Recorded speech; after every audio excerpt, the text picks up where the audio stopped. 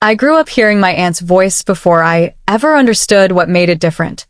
Her name was Marian, and she had been, for as long as anyone in our family could remember, the kind of woman who looked like she had stepped out of a magazine, even on a Tuesday afternoon when she was just popping by to drop off a casserole.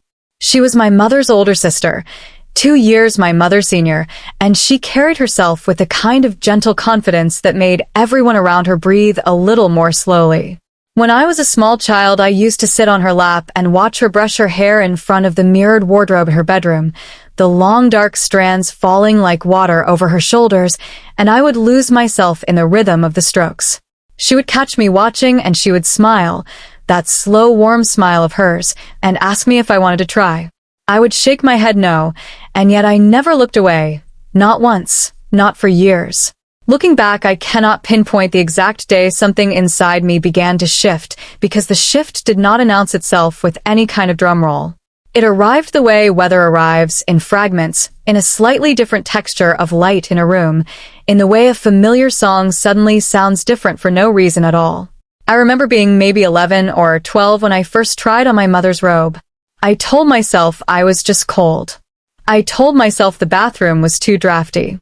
I tied the robe around my waist and pulled it up to my chin and stood in front of the fogged-up mirror and watched the way the fabric moved when I did, and something in my chest made a sound that I did not yet have a word for. It was not a loud sound. It was more like a key turning in a lock I did not know I had. Through high school, I kept that feeling folded into the smallest possible space inside me, the way you fold a letter so small it disappears into the seam of a coat pocket. I was a quiet kid. I had a few close friends, I did well enough in class, I played soccer for 2 seasons before I quit because I hated the uniforms, and on the surface I looked like every other teenage boy in our suburban neighborhood with his lanky arms and his crooked smile and his perpetually messy hair. Underneath the surface, in the place no one was allowed to look, I was carrying a weight I could not name. I would lie in bed at night and stare at the ceiling and imagine I had been born different, and the imagining was so vivid and so sweet and so painful all at the same time that my eyes would sting, and I would press my face into my pillow and breathe very slowly until it passed. I never told anyone. I thought, in the way that teenage boys think, that what I was feeling was something rare and something shameful and something that had to be hidden at all costs because the world, I was sure, would not understand. I had heard the word used as a joke on television. I had heard classmates whisper it in hallways as though it were a contagious disease. I had watched my uncle once, the summer I was 15, laugh a strange tight laugh when a man in a restaurant had walked in wearing a dress and asked my uncle, who was the only one close enough to hear, if that was a man or a woman, and my uncle had said something I cannot fully remember, but I remember the way my stomach dropped and the way I could not finish my meal. So I carried my secret like a stone in a backpack, and I grew used to its weight, and I told myself I would carry it forever. Then, the summer I turned 19, my Aunt Marianne lost her husband. His name was Daniel, and he had been sick for a long time, the kind of long that the family had quietly learned to live around, the kind that rearranged the furniture of every dinner conversation and every holiday plan without anyone having to say a word.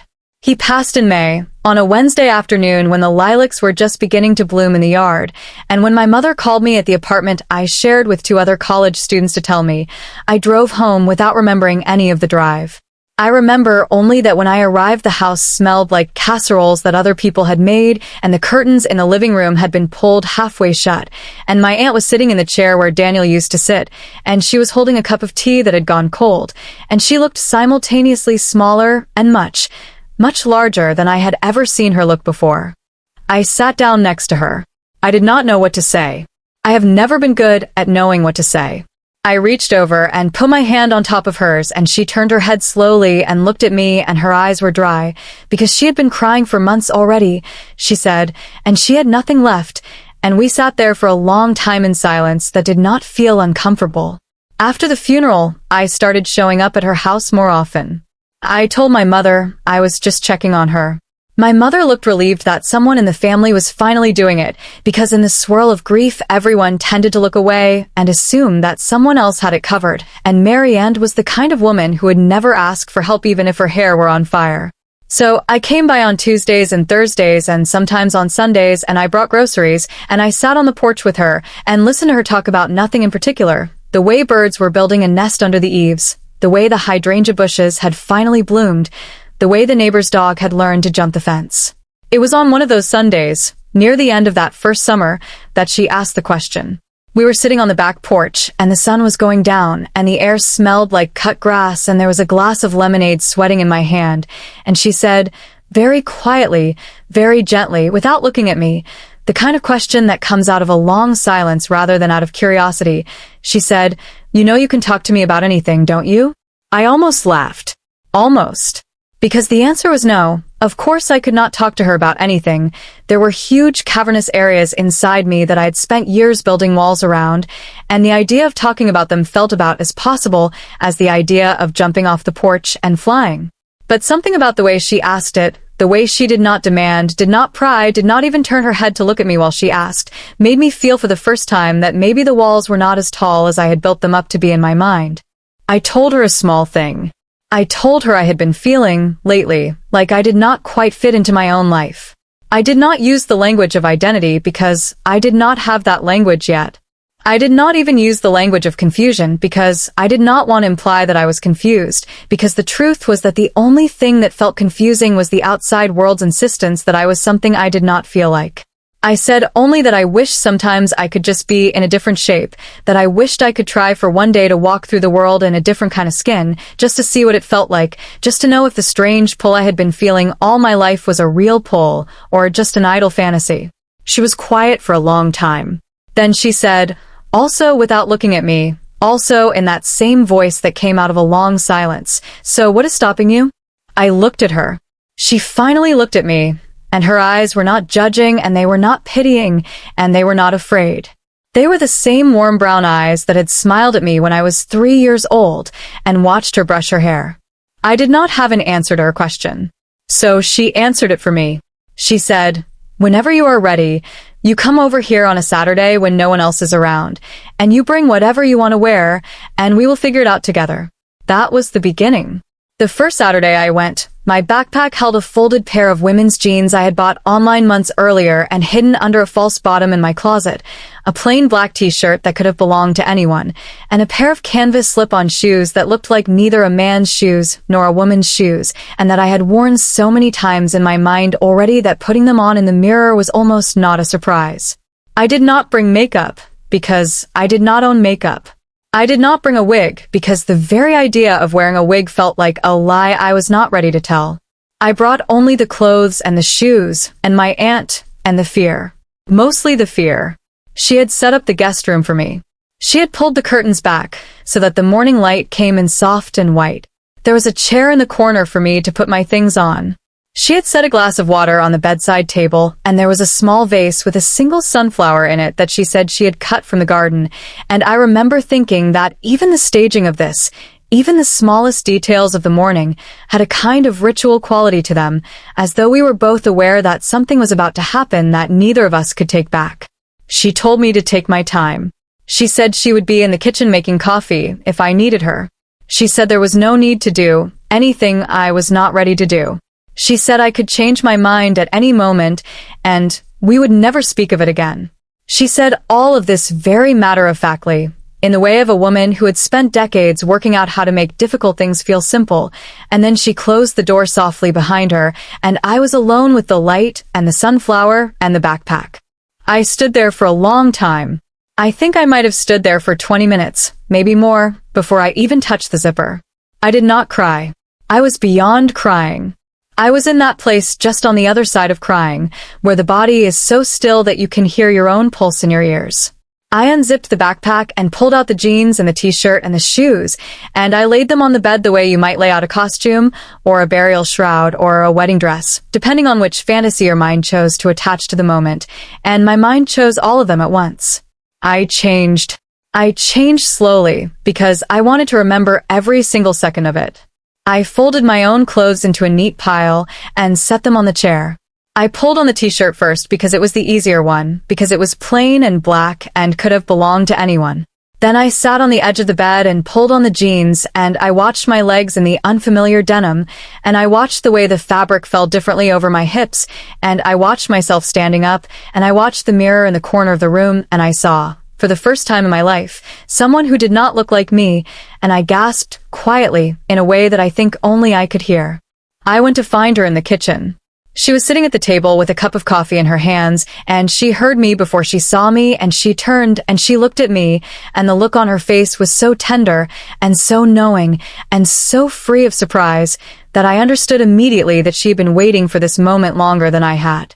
She had been waiting since I was 3 years old, sitting on her lap, watching her brush her hair, refusing to look away even when she offered to let me try. She smiled. She said, "You look beautiful." I almost laughed again. Beautiful was a word I would not have applied to myself in a million years. I was a tall, slim, slightly stoop-shouldered 19-year-old in an ill-fitting t-shirt that had been ordered off the internet at 3 in the morning when bravery and foolishness looked the same, and the jeans had cost me too much because I had been too afraid to try them on in a store. I opened my mouth to object, and she held up one hand, and the gesture was so gentle and so final that I closed my mouth again. She said, "I do not mean beautiful like a model. I mean beautiful like yourself. I mean beautiful like you are finally here." The second Saturday I went, she had bought things for me. She had not asked me what I wanted because she said she knew, and I understood, looking at the small neat pile she had laid out on the guest room bed, that she knew in a way that only someone who had paid close attention to you for 19 years could know, and that the knowledge was a kind of love that did not need to be spoken. There was a soft gray sweater that fell in the way that women's sweaters fall, with a shape that was not quite fitted but not quite loose, that skimmed the body instead of clinging to it. There was a pair of wide-leg trousers that she said she had picked because they would forgive my long legs and not make me feel self-conscious about my feet. There was a thin gold chain necklace with a tiny pendant shaped like a leaf. There was a small soft pouch that, when I opened it, contained 3 tubes of lipstick in shades that I did not yet know how to name, a compact of pressed powder, a tube of mascara, and a small round pot of something that smelled faintly of beeswax and roses. She sat me down at the vanity in her own bedroom. She stood behind me. She worked slowly and quietly and without commentary, and the only sounds were the small clicks of compacts opening and closing and the very soft sound of her hands on my face. She applied a thin layer of moisturizer first. She dotted concealer under my eyes and along the bridge of my nose and blended it in with the warmth of her fingertips. She dusted the powder over my cheeks and forehead with a brush so soft it felt like a feather. She lined my eyes very faintly with a brown pencil, and she said the rule for the first time you wear makeup, she said, is that no one else should be able to tell you are wearing any at all. She applied mascara, 2 careful coats, and she said blink, and I blinked and she said again, and I blinked and she said good, and I watched myself in the mirror and watched my eyelashes, which had been the same lashes I had looked at every morning of my life, suddenly look longer and darker and more curled at the tips, and I made a small sound, somewhere between a breath and a word, that I did not know I was capable of making. Then she picked up the lipstick. She held the tube in front of my face and she said, "Pick the one that feels like the most you." I did not understand the instruction at first, so I asked her what she meant. She said, "When you look at these 3, one of them is going to feel like it belongs to you. One of them is going to feel like something you are wearing. And one of them is going to feel like a costume. Pick the one that feels like you." I chose the middle one, a soft rose. Not quite pink and not quite red, somewhere between the two, the kind of color that you could imagine a painter mixing on a palette just to see what would happen.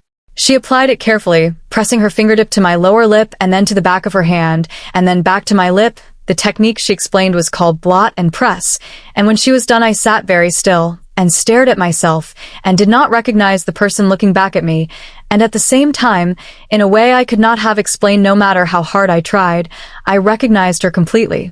That was the day The Secret changed its character. Up until that second Saturday, The Secret had been a thing I carried. Now it was a thing I was allowed to be. The Secret had been heavy, because it was forced to be heavy, because I had been holding it alone for 19 years with no one on the other end to help bear the weight. Now there was another set of hands on the rope, and the rope did not feel like a rope anymore. It felt like a tether to something that was waiting for me at the other end. I did not come out to anyone else that year. I did not change my name.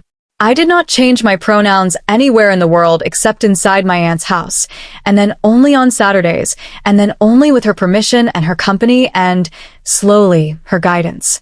She taught me how to walk a little differently, not because my walk was wrong, but because the walk I had grown accustomed to was the walk of someone trying to take up less space than my body wanted to take up. She said, let your hips do what they're trying to do. She said, do not lock your knees. She said, breathe from your diaphragm. She said all of these things in the same matter-of-fact way she said any other thing, and after a while I began to realize that the matter-of-factness was not a performance, that she had always been like this, that she had grown up in a family where the men took up all the air, and the women had learned, by necessity, to be precise, and that her precision was its own kind of quiet rebellion. She taught me about fabrics. She taught me that cotton breathes and polyester does not, and that linen wrinkles beautifully and will hold its shape, and that silk is for special occasions because silk does not forgive. She taught me that black is a color of confidence, not a color of mourning, as my mother had always insisted, and that red is a statement that you do not always need to make. She taught me that brown is not boring, that gray is not severity, that white is not innocence, and that pink, when paired with the right undertone, can be the quietest, most powerful color in a wardrobe. She taught me that jewelry is not decoration. She said jewelry is punctuation. She said you do not write a sentence without punctuation, and you should not walk out of a house without either. She taught me about hair. She said, on the day she first braided my hair, that hair was the part of a woman's body that she had loved longest. She said, when I was young, men used to cut my hair short because they thought long hair was immodest, and she had worn it short for a long time to please them, and one day she refused, and she let it grow, and she had never been sorry. She said, hair is freedom. She said, hair is the slowest growing thing on the human body, and it is also the most patient. She said, when you braid it tightly, but not painfully, because the hair remembers. I think often about the second Saturday of the second month of my visits. I had grown, by then, comfortable enough to ask her a question I had been holding back for weeks, and the question, when I finally asked it, came out in a voice that was almost a whisper, because I was sitting in her kitchen in a house I had spent every summer of my childhood in, and yet the question felt so enormous that it physically could not leave my body in any voice louder than a whisper. I said, do you think there is something wrong with me? She put down her coffee cup. She looked at me for a long time. Then she said, there is something different about you. She said, I am not going to tell you there is nothing different because that would be a lie, and I do not want to lie to you. She said, different is not the same as wrong. She said, wrong is when you hurt someone, or when you hurt yourself, or when you are so unhappy that you cannot bear the weight of your own life. She said, you are not hurting anyone. She said, you are not hurting yourself. She said, you are a person who has lived for 19 years with a secret that has been eating you alive, and that secret is not wrong. The way the world tells you to hold that secret is wrong. I did not cry. I think I was past crying for many years by then. But something inside me shifted again, the way the furniture of a house shifts when an earthquake has been too small to knock anything over, but large enough to leave a thin new crack in a wall that was not there before. The autumn of that year, my mother came to visit Marianne for a week, and she stayed in the guest room. I knew, when the visit was being planned, that I would not be able to come over for at least the duration of her stay. I told Marianne this on the phone, and she was quiet for a moment, and then she said, do you want me to tell her? I said no very quickly. She said okay, and that was all we said about it. I drove past the house on Saturday morning, and I looked at the windows, and I saw my mother's silhouette in the kitchen, and I kept driving, and I felt as though I had been exiled from the only country where I had been allowed to be myself. Over the next 3 weeks, I started to learn something about myself that I had not anticipated, which was that what I had thought was a private need was, in fact, the only need that had ever felt truly private to me. The other needs I had tried to satisfy in my life up until then, the need to be perceived as a certain kind of person, the need to perform a certain kind of masculinity in public, so as to not raise questions, the need to befriend people who could never really know me. All of those needs had been learned, had been absorbed secondhand, had been given to me by a culture that had decided who I was supposed to be before I ever had a chance to choose. The need to express myself as I actually was, in my aunt's guest room, on Saturdays, with sweatpants and a borrowed sweater while sitting on the floor doing my nails. That need had never been given to me by anyone. It had grown up inside me on its own. I started to think, during those 3 weeks, that maybe I did not need to put my life on hold while I waited for the world to be ready for me. I started to think that maybe the world would not be ready for me in time, and that waiting for it was a kind of slow suicide that I had been attempting without realizing it. When my mother left, I drove over to Marianne's house that afternoon, and I rang the bell, and she opened the door, and we just looked at each other for a long moment without saying anything, and then she stepped aside, and I walked in and up the stairs and into the guest room, and I changed into the gray sweater, and the wide-leg trousers, and the gold chain necklace, and I sat at her vanity, and I did my own face for the first time. I was not nearly as good as she was. The eyeliner was slightly uneven. The mascara clumped a little on the right lashes. The lipstick was applied too heavily around the edges and too sparsely in the center. But the woman in the mirror was me. That afternoon I told her about a thought I had been sitting with, which was that I wanted to make this not just a Saturday thing. I wanted to make this more of a life thing. I was not sure yet what that meant. I was not sure if it meant hormones, was not sure if it meant surgery, was not sure if it meant a new name, was not sure if it meant public, was not sure about any of it, but I knew that I wanted more Saturdays in my life, and I knew that I wanted other days to be a little more like the Saturdays, and I knew that I wanted the woman in the mirror to be someone the rest of the world got to meet, eventually on her own terms. Marianne was quiet.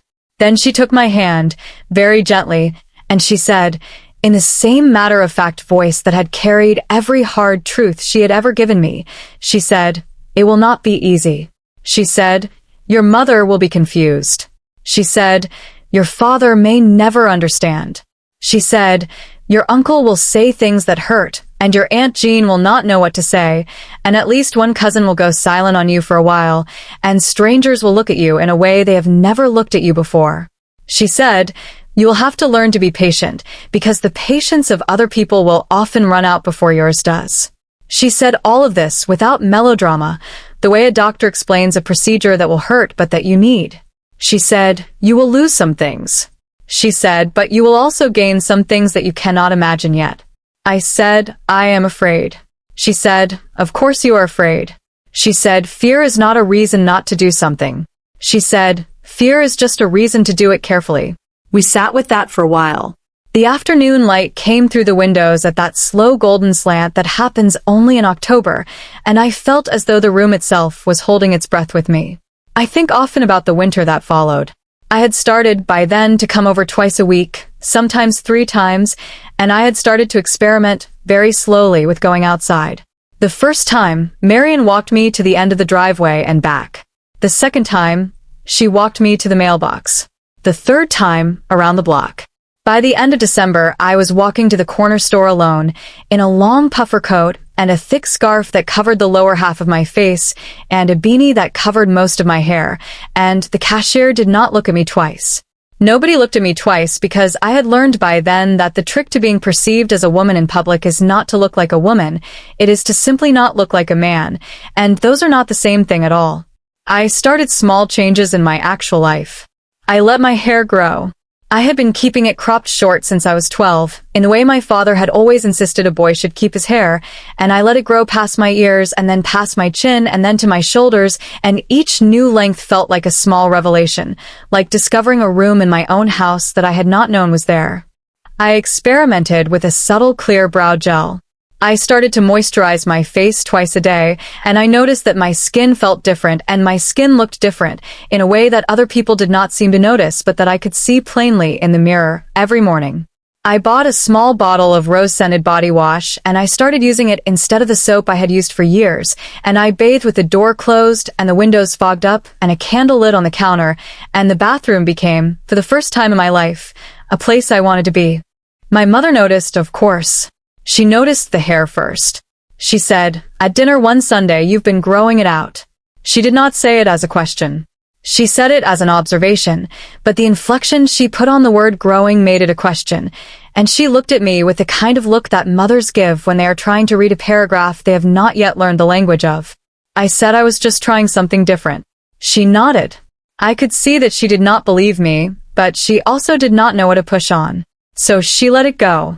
I understood in that moment that my mother and I were entering a new chapter of our relationship in which I would be allowed to slowly tell her things at whatever pace I could manage, and that she would be allowed to slowly learn them, and that the slowness of it was, in its own way, a kind of love that was neither of us very good at yet.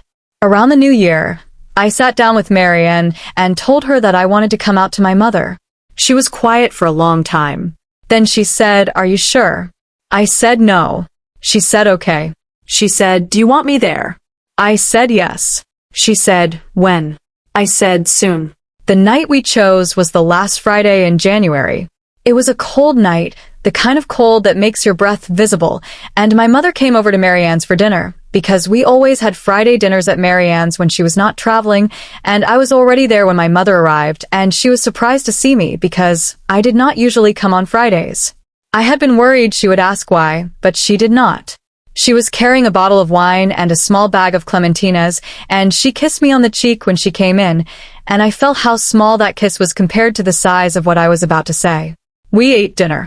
Marianne made her pot roast, the one my mother had not been able to replicate in 40 years of trying, and we talked about the new neighbors and about my cousin Jason's wedding, and about a minor leak in my mother's roof that a contractor had come out to fix, and that had somehow grown into a major leak, and the conversation was comfortable and easy and full of small lies by omission, and I sat with each one of those lies like a splinter under my fingernail.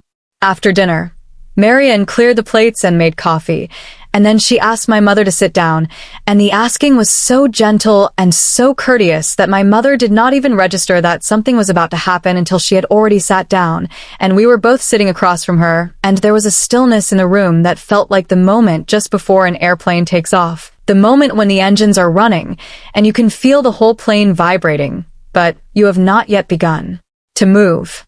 I told her first that I loved her. I think I needed to say that before anything else, because what I was about to tell her was going to be hard, and I did not want her to feel, in the middle of it, that I had forgotten about the love. I told her I loved her, and that I respected her, and that what I was going to say was not a rejection of her or of my father, or of the way I had been raised. I told her that some part of me had been alive for a long time in a way that nobody in the family knew about, and that I had been carrying it alone for a long time, and that I had been afraid to share it because I was afraid of the specific kind of silence that I thought might come from her. I used the word transgender. I had been practicing saying it for months in the bathroom mirror, the way some people practice saying difficult job interview questions or difficult apologies, and the word came out at a strange angle and at the wrong volume and with a small catch in my voice at the end, and I did not say it perfectly, but I said it. I said it the way a person says a word they have been holding in their mouth for a long time, a word that has lost some of its flavor from being held but that tastes, now that it is finally out, like the first glass of cold water on a hot afternoon. My mother did not speak for a long time. She looked at me, and then at Marianne, and then back at me, and I could see her going through the math of the past few months in her head, the hair, the small changes, the borrowed sweaters she had probably seen on the backs of chairs in Marianne's guest room in October, the empty Saturday afternoons I had stopped being available for. The math was not difficult for her. My mother is a smart woman. She had likely known, in the way mothers know, for some time. She said, "Finally, are you sure?" I said yes. She said, "How long?" I said, "As long as I can remember." She said, "Does your father know?" I said no. She said, "Do you want him to know?" I said yes, eventually. She said okay. She said, in a voice that was steadier than I would have been able to be in her position, "You are still my child." She said, "Nothing you can tell me is going to make me love you less." She said, "But I am going to need some time." She said, "Give me some time." I said, "Of course." She said, in a voice so small that I almost did not catch it, "I am so glad you have your aunt." The conversation ended there for that night. My mother and I hugged, and the hug was longer than any hug we had shared since I was a small child, and she cried a little, and I did not, and Marianne handed her a tissue without being asked, and the tissue was the soft kind, the kind with lotion in it, and I noticed the kindness of that, the way the smallest gestures inside a big moment often carry the most weight. The next several months were hard in a way that I had been warned about but had not been able to imagine, because imagining it is different from living it the same way that reading a map of a city is different from walking its streets. There were phone calls that ended too soon. There were phone calls that went too long and said too little.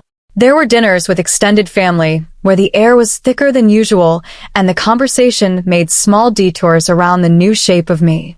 There was a Sunday afternoon when my uncle said, in front of everyone at the table, the kind of joke that everyone laughed at but that I could feel the sharp edge of, and Mary Ann put down her fork with a quietness that made the whole table stop, and she said, very evenly, that she would not tolerate cruelty in her own home, and the table was silent for the rest of the meal, and my uncle did not come back to the next 2 Sundays. And I understood that she had made a fence for me with the same matter-of-fact precision with which she had once taught me how to apply mascara.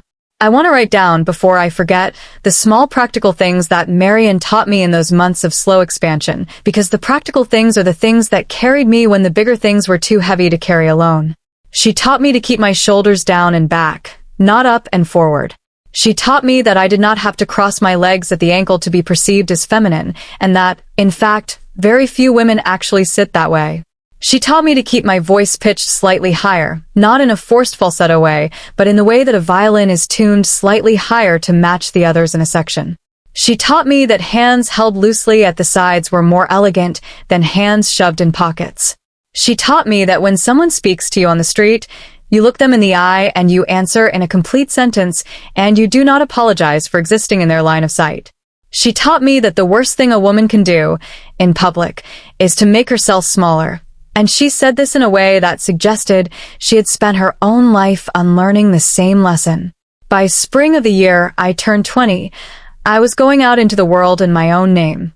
I had picked a name from an old book of fairy tales that my grandmother had given me when I was small, a French name with 2 syllables that had always sounded to me like the kind of name a woman would have if she had been born into a painting by Renoir. I will not write the name here because the name was always meant to be private, but the first letter was an S, and that is enough for the telling of this story. Mary Ann was the first to use it. She did not ask permission in advance. The way some well-meaning people do, she did not negotiate or check in or ask if today was a good day. The first time she used it, I had just walked into her kitchen on a Tuesday morning in late March, and she had said, without looking up from the kettle, the new name, with that soft rising inflection of someone who has been waiting to say a thing for a long time, and the way the room shifted when she said it, the way the kettle sounded softer, the way the morning light looked different, the way my reflection in the glass of the kitchen cabinet looked different, told me everything I needed to know about whether the name was right. By the time I turned 21, I had decided, after many long walks with Mary Ann along the road that ran behind her house where the trees met the sky, that I wanted to begin hormone therapy. The decision was not made in a single moment, but accumulated over months of small private reckonings, the way snow accumulates on a porch railing, flake by flake, until one morning you go out and notice that the railing has a soft white hat on it that was not there yesterday. She had done what she could to connect me with a doctor who had a reputation for being careful and kind, and the doctor had done what doctors do, which is ask many questions and order many tests and write many referrals, and the tests came back and the referrals were sent, and at the end of a long process of paperwork and waiting rooms and signatures, there was a small white pill in a small orange bottle that I held in the palm of my hand one afternoon in a quiet office and that I took with a glass of water. While Mary Ann sat across from me reading a magazine, she was not really reading. I will not dwell too long on the physiology because the physiology is the smallest part of the story and the easiest part to find on the internet if anyone is curious, and because what was happening on the inside of my body was, at every point, less interesting than what was happening on the inside of my life. What I will say is that the first change I noticed sometime in the 3rd week was not anything visible at all. It was something I felt in the way I cried. I had not cried in years, and I cried in the bathtub one evening over a bird outside the kitchen window that had been trying for 20 minutes to get a worm out of the hard ground, and the crying was different. The crying was not a private, compressed, ashamed kind of crying. The crying was a wide kind of crying, the kind that empties you out and resets you, and lets you start the next day lighter than the day before. I want to write about the first time I went outside in a dress. It was a small thing. It was a sundress. It was pale yellow with a pattern of tiny white flowers on it that Mary Ann had picked because she said the print would draw the eye to the soft parts of the design rather than to any hard lines of my frame, and I stood in the guest room for a long time before putting it on because I thought the dress would change me all at once and I was afraid, and when I put on, The dress changed me slowly. The hem moved when I walked. The neckline sat differently than any shirt I had ever worn. The waist found me rather than the other way around. I felt the light fabric breathe against my legs in a way that jeans never had, and the breath was a kind of conversation between my body and the air that I had not known I was missing. I wore the sundress to the grocery store that afternoon, with Marian beside me carrying reusable bags, and a woman in the produce aisle smiled at me and asked if I knew whether the strawberries were local, and I gave her an answer in a voice that came out of me without my permission, and that sounded, even to me, like the voice I had been trying to find for years.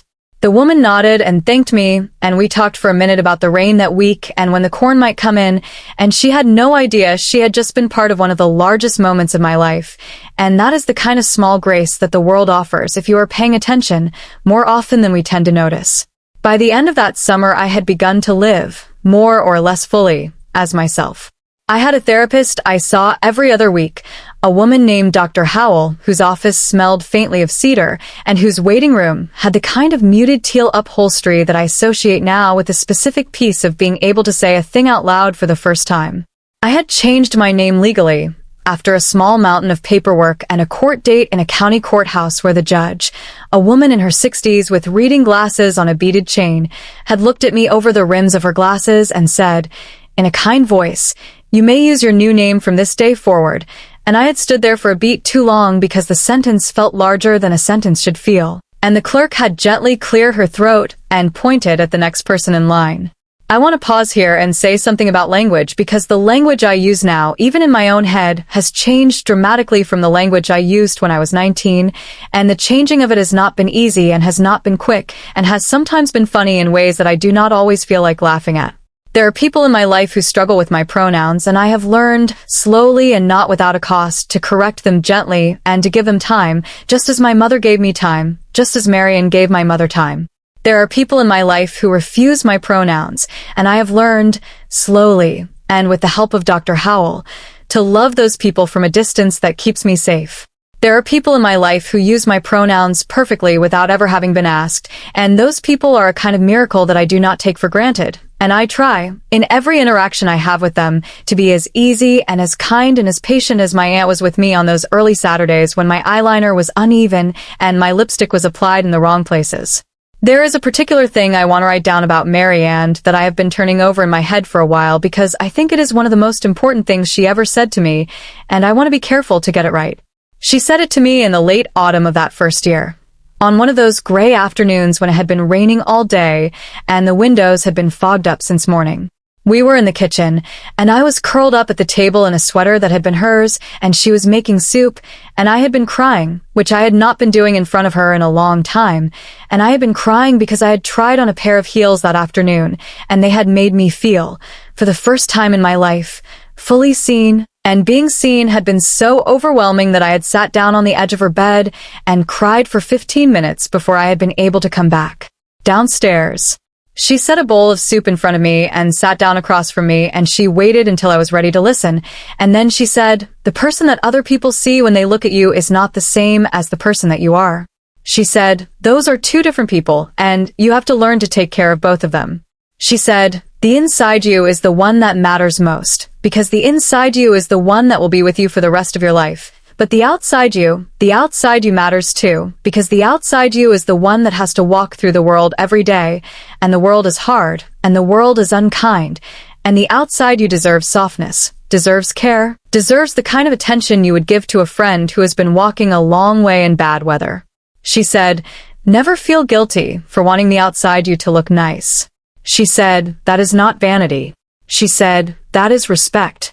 She said, "The people who taught you to think it was vanity were afraid of their own reflection, and they wanted you to be afraid of yours." I have thought about that conversation many, many times. I have thought about it in dressing rooms and in doctors' offices and at family dinners where someone has used the wrong name, and I have felt in the middle of the meal like I am being gently erased. I have thought about it at the DMV and at the pharmacy and at my job where my coworkers use my name and my pronouns without blinking, and where, on a difficult day, a coworker named Marisol will put a small cup of tea on my desk without being asked, and it will be, somehow, exactly the right temperature, and I will sip it and remember Marianne teaching me about external and internal selves and how both of them require attention. I want to write about the first time my mother used my name. It was not a grand moment because my mother is not a woman of grand moments. It happened on a Tuesday afternoon in early December of the year I was 22, and we were in her kitchen and she had asked me to come over because she wanted help wrapping Christmas presents, and I had driven over and we had sat at the kitchen table with the box of wrapping paper and the rolls of tape and the scissors and the small handwritten tags. And she had been calling me by my old name the whole afternoon because she was still working on the muscle memory of it, and at a certain point near the end of the afternoon, when I was holding up a square of green paper to check if it was big enough for the box in front of her, she had looked at me and she had said, without any emphasis at all, in the kind of voice that says a thing as if it has always been the thing she says, she had said my new name. It had been a small thing. It had been the smallest thing. I had not even realized in the moment that it was the first time, although looking back I think it must have been, because when I registered it a few seconds later, I had set the green paper down on the table very carefully, and I had gone into her bathroom and I had cried, and she had given me a few minutes and then had knocked very softly and had asked if I was all right, and I had said yes, and I had come back out, and we had finished wrapping the presents and we had not spoken about it, because we did not need to. I think about a particular Wednesday afternoon in the spring of the year I was 23.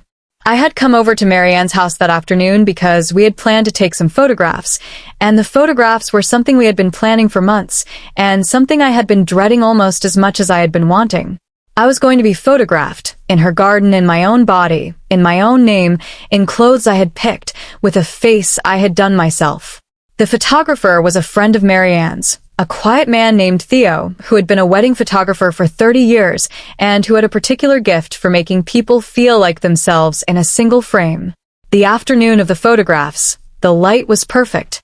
It was that kind of late spring light that is neither bright nor dim, and that makes the world look like it has been lightly dusted with something soft. I had spent the morning getting ready, and I had taken my time because this was the first time I was going to be recorded, in any formal way, as myself. I had washed my hair and let it dry loose. I had applied my own makeup, slowly, the way Marianne had taught me, with the brown eyeliner pencil and the rose lipstick and the mascara applied in 2 careful coats with a blink in between. I had put on a soft white blouse and a long flowing skirt in a muted teal and the gold chain necklace with the leaf pendant, and I had stood in front of the bathroom mirror in my mother's house for half an hour just looking at myself, not practicing any expression, just looking, just being looked at. When I got to Marianne's, she was in the garden already, moving a bench slightly to the left, brushing off a leaf that had fallen on it, adjusting the cushion. She looked up when I came out the back door and she smiled and she said, in that slow, warm way she had, that I looked like myself. She had said that to me before on other days, but she had never quite meant it the way she meant it then, and I could tell, and the knowing made me feel something I do not have a good word for, something close to the feeling of being held without being touched. Theo arrived at 4 o'clock. He walked around the garden with a small camera in his hand, looking at angles, muttering to himself about the way the light was landing on the lilac bushes when the breeze picked up. He asked me to stand in front of the lilac bushes first. He asked me to lean against the fence. He asked me to sit on the bench. He asked me to turn my face toward the sun, and then away from the sun, and then back toward the sun. He took 42 photographs, and he said at the end of the afternoon that we had everything we needed. When the photographs came back, 2 weeks later, I sat alone in my apartment, and I opened the envelope and I looked at them one by one, and I cried for an hour. I cried for an hour because the woman in the photographs was me, and the woman in the photographs had always been there, and had taken me 23 years, and an aunt who had been willing to make me a cup of coffee, and leave the room while I figured out what clothes to put on, to find her. There is a particular moment from the following autumn that I keep in a place in my memory where I keep all of my most important moments, because it is the moment I realized that the transformation I had been living through is not a transformation in the way I had thought a transformation was, but a slow arrival. The way dawn is not a moment, but a process. And the way a person who has been walking a long time in the dark is not transformed by the first ray of light, but is found by it has always been there, has just not had her face seen yet. The moment happened on a Saturday morning in October. I had been to Marianne's the night before, and we had watched a movie, and we had eaten takeout Indian food from the place she liked on the corner of Main and Elm, and I had driven home late and had gone straight to bed. I woke up earlier than I needed to, and I lay in bed for a while, and then I got up and put the kettle on, and then I went back to the bedroom and I sat on the edge of the bed in my nightgown, which was the nightgown Marianne had given me for my birthday, a soft cotton one in a pale blue, and the morning light was coming through the curtains and catching the edge of the dresser, and the little glass jar of dried lavender I kept there, and I sat there looking at the way the light fell and the way the air smelled of lavender, and the kettle beginning to whistle in the kitchen, and I thought, in the kind of thought that is not a thought but a realization, that I had been the same person my whole life. That is a sentence that I think about often. I had been the same person my whole life. The girl in the lilac garden and the boy on the soccer field had been the same person. The teenage boy lying awake in his bed staring at the ceiling had been the same person as the woman in the photograph. The person watching her aunt brush her hair at 3 years old had been the same person as the person ordering the strawberries from the produce aisle. The only thing that had changed was not me, but the amount of me that was allowed to be visible to me. And I understood in that moment that the woman in the photographs was not someone I had become. The woman in the photographs was someone I had always been. That understanding changed everything. It changed the way I thought about my past. It changed the way I thought about my future. It changed the way I treated myself on the days when the dysphoria was loud, and the days when the world was unkind, and the days when my mother was still struggling with my name, and the days when a stranger used the wrong pronoun in a coffee shop, and I could feel the small bruise of it all afternoon. Even on those days, I had that morning in October, and the morning in October held me up. I want to write down, before this story ends, the small ways in which Marianne continued to teach me, because she never stopped teaching me, all the way up until the last conversation we had a year before she passed, in a hospice room with a view of the garden she had tended for 40 years, where she had once taught me how to braid my hair, where she had once photographed me in my own body, where the lilac bushes she had once turned me toward for the camera were now without leaves and bare against the winter sky. She taught me that grief was not anger, and was not sadness but was its own country with its own language, and that you could not skip past grief. You could only walk through it slowly, the way you walk through a long garden in winter, taking note of what is still there. She taught me, in those last months, that the people who love you will sometimes fail you, and that the failure is not the absence of love but the limit of it, and that the limit is something you have to grieve, not something you have to forgive, because forgiveness is the wrong word for what is actually happening. She said, the right word is acceptance. She said, when your mother cannot use your new name correctly after 3 years, you do not need to forgive her for that. You need to accept that this is who she is at this moment, and you need to decide whether this is a relationship you can continue to invest in from the position you are in. She taught me, in those last months, that I had a duty to myself that I had sometimes neglected in the business of being dutiful to everyone else. She said, do not let the comfort of other people be more important than your own comfort. She said, your comfort is not selfish. She said, your comfort is the foundation on which every other good thing in your life is going to be built, and if you neglect it in order to keep the peace will eventually collapse under its own weight. She taught me that I was responsible for the next generation of people who would come up after me. She said, there will be a young person sitting on a chair somewhere in a few years who is feeling the way you felt on that first Saturday in my guest room, and that person will be looking around for someone who understands. She said, be that person for them. She said, you do not have to be perfect, you just have to be present.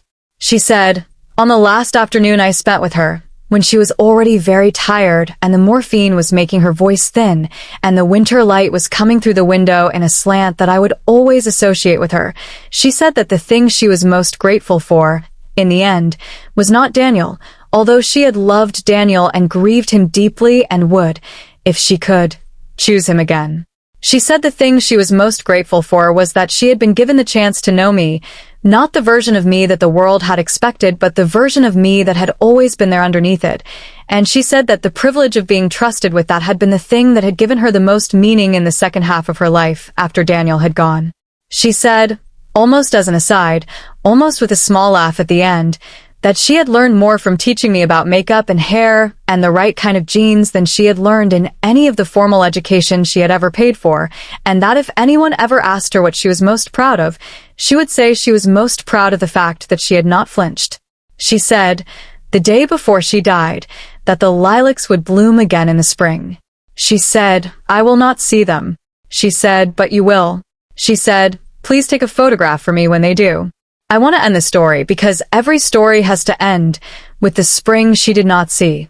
The lilacs bloomed in mid-April, the way they always bloomed in mid-April, and I drove over to her house, which by then was no longer her house, but the house of a younger couple who had bought it from the family, and I walked into the back garden with my camera, and I stood in front of the lilac bushes, and I photographed them the way she had taught me to photograph them, which was to stand back and take in the whole shape of the bush before bringing the camera up, and to wait for the breeze to settle, and to notice the way the light was landing on the petals before pressing the shutter. I sent the photographs to my mother. My mother, who by then had learned to use my name correctly almost all of the time, who had come to 2 Thanksgivings and 3 Easters and 1 quiet anniversary dinner at my apartment where she had, for the first time, used my name in a sentence that was not an apology for using the wrong one. My mother wrote back within an hour. She wrote, they look just like they did when your aunt was here. I wrote back, I know. They look like she does too. There is one more thing I want to write down because it is the last thing Marian ever taught me, and I did not fully understand it until after she was gone. She had said in the hospice room, when I was crying and she was holding my hand and she was already very far away and very close at the same time, that the trick to being happy, the actual practical daily trick, was to find one thing every day that made you feel like yourself, and to do that thing as faithfully as you could, and that the rest of the happiness would arrange itself around that thing the way branches arrange themselves around a trunk.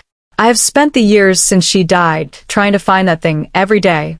Some days it is a fresh face of makeup and a long walk with the audiobook I have been saving.